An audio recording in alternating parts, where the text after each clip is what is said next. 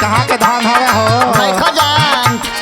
बाप रे भाई इनका चक्कर में मत पड़ियो नहीं तो तारो खेत बाने धरा जाई कोई लोग के खत्म हो गए लहसुन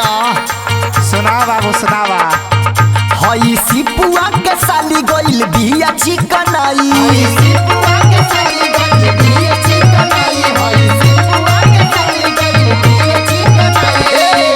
हई सिपुआ के साली गइल बिया चिकनाई हई सिपुआ के साली गइल बिया चिकनाई कमर काच रहे भइल जाता चाका रे लागता सामान कवनो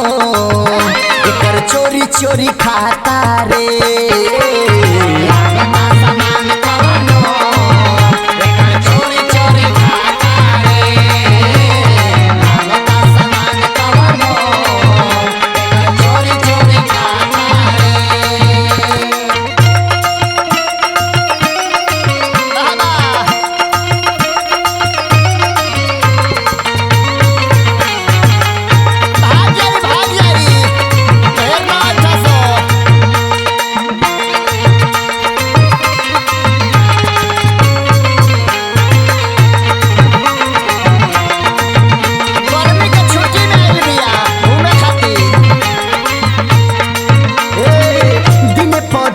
एकर फैलता बॉडी हो फूल के गाल भइल बाबे पवरोटी हो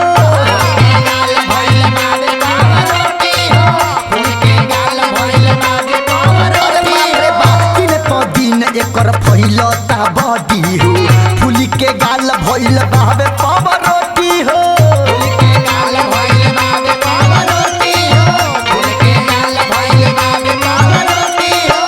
पवन पिया पिया पानी बाटे निखरल जवानी पवन पिया पिया पानी बाटे निखरल जवानी पवन पिया पिया पानी बाटे निखरल जवानी पवन पिया पिया पानी बाबे निखरल जवानी राह चलतो में मारतिया धाका रे लागता सामान कवनो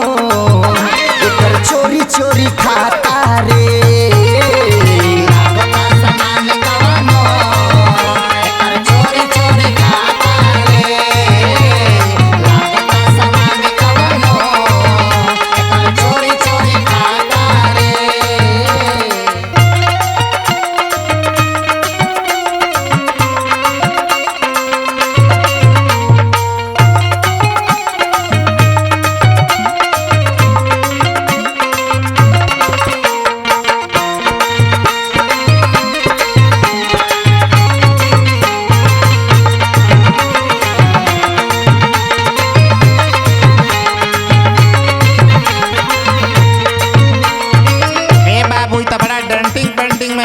बहुत डेंट पेंट करेले जब से एकर मिल खुलल बनै का जान त एकरा मिल में केकर गन्ना गिरता अरे बाप मिल राजन मोलिया से चलता बे चक्कर हो खाता बे धासु एकर मिल वाला शक्कर हो खाता बे धासु एकर मिल वाला शक्कर हो खाता बे धासु एकर मिल वाला शक्कर राजन मोलिया से चलता बे चक्कर हो खाता बे धासु एकर मिल वाला शक्कर हो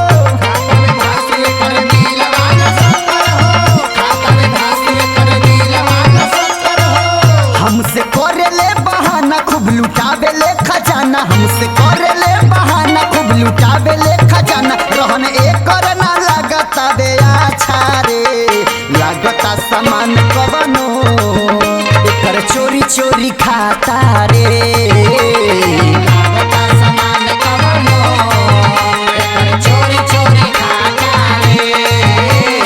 लागता सामान कवनो